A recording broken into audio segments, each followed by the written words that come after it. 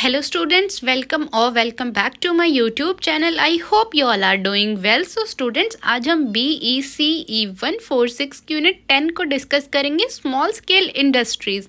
इस यूनिट को स्टार्ट करने से पहले हम यूनिट 9 को थोड़ा रिकॉल कर लेते हैं। देखो जैसे हमने यूनिट 9 में पढ़ा था कि भाई हमारी इंडस्ट्रीज कैसे उनने डिफरेंट फेसेस को फेस किया था, ठीक है। और गवर्नमेंट ने इसमें क्या हेल्प करी थी कि भाई वो इन चैलेंजेस से क्या है कि भाई सॉल्व कर सके उन चैलेंजेस को और अपनी ज़्यादा से ज़्यादा ग्रोथ कर सके, ठीक है। तो वो भी इंडस्ट्रीज से रिलेटेड था और ये यूनिट भी इंडस्ट्रीज से रिलेटेड है। तो पहले आप यूनिट 9 को समझ लो, फिर उसके बाद आपको यूनिट 10 बहुत ही ईजिली समझ आ जाएगी, ठीक है, क्योंकि उसमें डिफरेंट चैलेंजेस के बारे में बताया गया है। तो इस वजह से, ठीक है, तो हम इसको यूनिट को स्टार्ट करते हैं। इसमें हम 6 टॉपिक कवर करेंगे। सबसे first introduction, second classification of small scale industries in India, third rational for promotion of small scale industries, fourth growth and promotion of small scale industries, fifth MSMED Act 2006 and last topic industrial policy for small and tiny enterprises 2017। सबसे पहले हम इसके introduction की बात करते हैं। देखो इसके इंट्रोडक्शन में बताया गया है कि जो हमारी स्मॉल स्केल इंडस्ट्रीज है वो एक बहुत ही क्रूशियल रोल प्ले करती है हमारी इकोनॉमिक डेवलपमेंट में, हमारी कंट्री की, स्पेशली आपके डेवलपिंग नेशन में, ठीक है भाई। देखो ये क्या करते हैं कि स्मॉल अमाउंट से हमारी क्या है इकोनॉमिक ग्रोथ में हेल्प करती है। मतलब ये एक बार में ज़्यादा अमाउंट क्या है नहीं दे सकती, ठीक है। तो ये स्मॉल अमाउंट से क्या करती हैं कि भाई हमारी इकोनॉमिक ग्रोथ में हेल्प करती हैं और ये क्या करती हैं एम्प्लॉयमेंट जनरेशन में हेल्प करती हैं। मतलब देखो अगर कोई इंडस्ट्री खुलेगी तो ऑफकोर्स उसमें क्या है कि लेबर्स की ज़रूरत पड़ेगी, ठीक है। तो इस वजह से क्या है कि लोगों को एम्प्लॉयमेंट मिलेगा और ये हमारे रीजनल डेवलपमेंट में भी हेल्प करती है। देखो स्मॉल स्केल इंडस्ट्री क्या है कि भाई डिफरेंट एक्टिविटीज़ में इन्वॉल्व है। कुछ इंडस्ट्रीज जो है वो मैन्युफैक्चर के लिए, कुछ सर्विसेज प्रोवाइड करती है और कुछ प्रोडक्शन के लिए, ठीक है। ये क्या है कि भाई लार्ज इंटरप्राइजेस से अपने आप को कंपेयर करती हैं, ठीक है। नेक्स्ट टॉपिक है classification of small scale industries in India. देखो हम कैसे क्लासिफाइड करते हैं इन इंडस्ट्रीज को। सबसे पहले बेस्ड ऑन इन्वेस्टमेंट लिमिट की भाई कितनी इन्वेस्टमेंट है, ठीक है।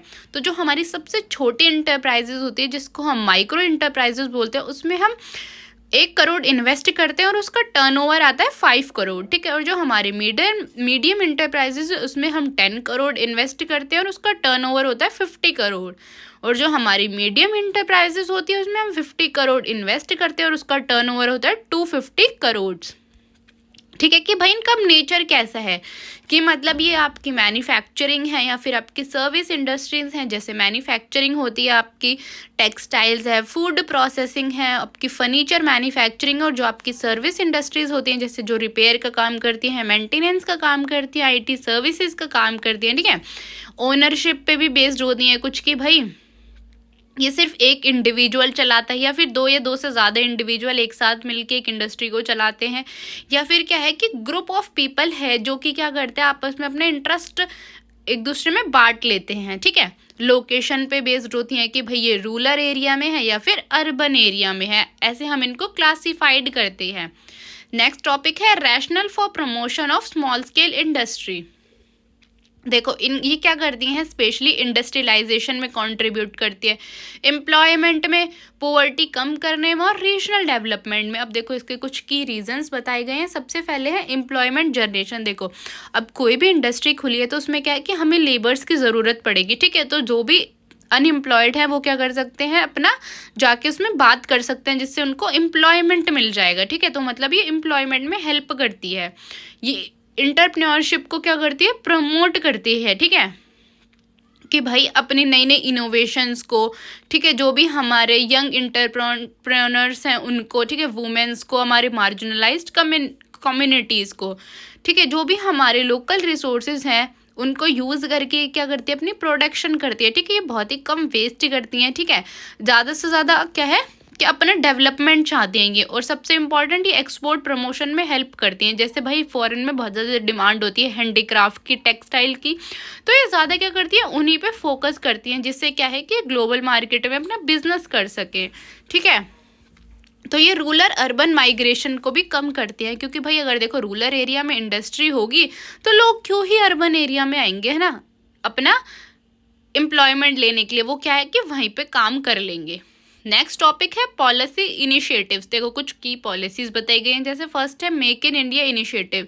ये 2014 में लॉन्च हुआ था। इसका मेन फोकस है मैन्युफैक्चर करने में, ठीक है, प्रमोटिंग इनोवेशंस में और फॉरेन इन्वेस्टमेंट को अट्रैक्ट करने में, ठीक है। इसका मेन फोकस है, मतलब इसका मेन एम है कि भाई हमारी जो भी मैन्युफैक्चरिंग है उसको इंक्रीज करना, ठीक है, नई नई टेक्नोलॉजीज को अडॉप्ट करना स्मॉल स्केल इंडस्ट्री में, और एक प्लेटफॉर्म देना लोगों को, जिससे क्या है कि वो ग्लोबल मार्केट में उनको एक प्लेटफॉर्म मिले जिसपे वो क्या है कि अपना बिजनेस कर सकते हैं, ठीक है। सेकंड है आपकी prime minister employment generation program की। भाई देखो जो हमारी गवर्नमेंट है वो कुछ माइक्रो इंटरप्राइजेज खोलती है, जिससे क्या है कि ज़्यादा से ज़्यादा लोगों को काम मिल सके, ठीक है, और वो क्या है उन इंटरप्राइजेज को कुछ फंड भी प्रोवाइड करती है अगर ज़रूरत पड़े तो, ठीक है, वो भी बहुत कम इंटरेस्ट रेट पे, ठीक है।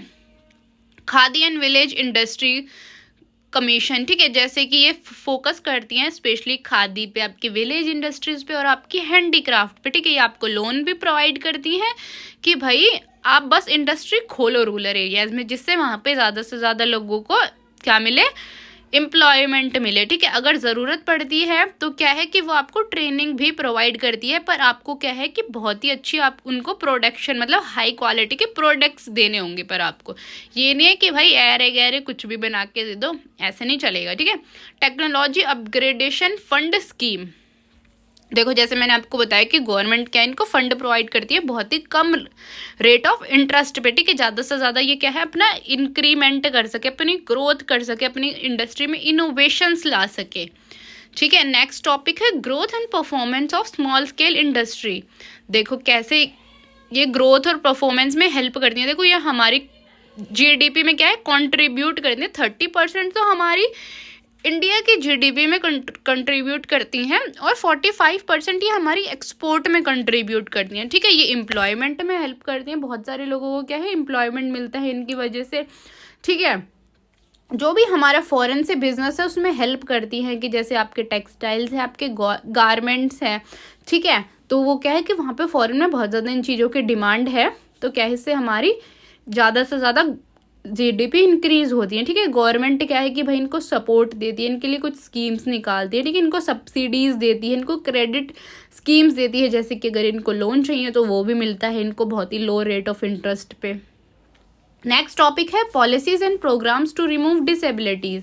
ऐसे कुछ पॉलिसीज़ और प्रोग्राम्स बताए गए हैं, जैसे आपका सबसे फर्स्ट है skill development and training program. अगर किसी को भी भाई किसी भी वर्कर को अगर अपनी स्किल को और ज़्यादा इन्हेंस करना है तो गवर्नमेंट क्या है कुछ ऐसे स्किल्स प्रोग्राम इंट्रोड्यूस करती है, जिससे क्या है कि आप अपनी स्किल्स को और ज़्यादा इन्हेंस कर सको, ठीक है। आपको नई नई टेक्नोलॉजी देती है, उसके साथ आपका एक एक्सपर्ट भी देती है जो आपको सिखाता है कि भाई कैसे आपको इस टेक्नोलॉजी को यूज़ करना है, ठीक है, कैसे आपको बिजनेस करना है, कैसे आपको फॉरेन में बिजनेस करना है, ठीक है। ये वुमेन्स को सपोर्ट करती है कि भाई तुम्हें घर बैठने की जरूरत नहीं है, तुम भी अपना क्या है काम करो, ठीक है।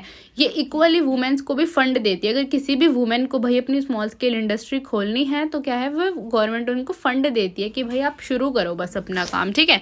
मतलब किसी के लिए भी कोई भेदभाव नहीं है, कोई भी इस काम को शुरू कर सकता है, मतलब कोई भी अपनी स्मॉल स्केल इंडस्ट्री खोल सकता है, ठीक है, गवर्नमेंट उसको पूरा सपोर्ट करेगी। नेक्स्ट टॉपिक है MSMED एक्ट 2006। देखो इसकी फुल फॉर्म है micro small medium enterprises development act है ये 2006 का, ठीक है, जो कि हेल्प करता है प्रमोटिंग में, डेवलपिंग में और इनहेंस करने में micro small and medium enterprises का। मतलब कि जो हमारे माइक्रो स्मॉल और मीडियम इंटरप्राइजेस हैं ये हेल्प करता है उनको प्रमोट करने में, उनका डेवलपमेंट में और उनके लिए कंपटीशन इनहेंस करने में, ठीक है। इसके कुछ की फीचर्स बताए गए हैं, जैसे कि भाई क्लासिफिकेशन ऑफ इंटरप्राइजेज की, भाई जैसे आपकी इंटरप्राइजेज को 3 कैटेगरीज में देखा जाता है कि इन्वेस्टमेंट इन प्लांट, जैसे आपकी मैन्युफैक्चरिंग है या फिर आपकी सर्विस है या फिर आपकी क्या करती है प्रोडक्शन करती है, ठीक है। भाई देखो इनके लिए ना एक पोर्टल है उद्यम रजिस्ट्रेशन पोर्टल, जिसको हम उद्योग आधार भी बोलते हैं। उसमें क्या है इनको बहुत सारी सब्सिडीज, लोन और गवर्नमेंट स्कीम्स मिलती हैं, ठीक है। गवर्नमेंट इनको खुद भी फंड प्रोवाइड करती है अगर इनको चाहिए तो। अगर इनको भाई ज़रूरत है फाइनेंशियल सपोर्ट की, तो गवर्नमेंट पूरा प्रोवाइड करती है, ठीक है। मार्केटिंग सपोर्ट भी होता है इनके पास, इंफ्रास्ट्रक्चर भी होता है, ट्रेनिंग प्रोग्राम्स भी होते हैं इनके पास, ठीक है। नेक्स्ट टॉपिक है इसका क्लासिफिकेशन। देखो इसको 3 कैटेगरीज में क्लासिफाइड किया गया है, जैसे micro, small and medium enterprises. भाई ये बेस्ड होते हैं investment in plant and machinery, कि भाई ये मैन्युफैक्चर कर रहे हैं, सर्विस दे रहे हैं, प्रोडक्शन कर रहे हैं, जैसे मैंने अभी आपको बताया, ठीक है। इसकी कुछ इंपॉर्टेंस बताई गई है क्लासिफिकेशन की, कि भाई इनके पास बहुत सारे बेनिफिट्स होते हैं, ठीक है। गवर्नमेंट पूरा इनको सपोर्ट करती है, गवर्नमेंट पूरी इनको सब्सिडीज देती है, इनको स्कीम्स देती है, ठीक है। इनकी ग्रोथ में हेल्प करती है, इनकी मार्केटिंग में भी गवर्नमेंट बहुत ज़्यादा हेल्प करती है, ठीक है।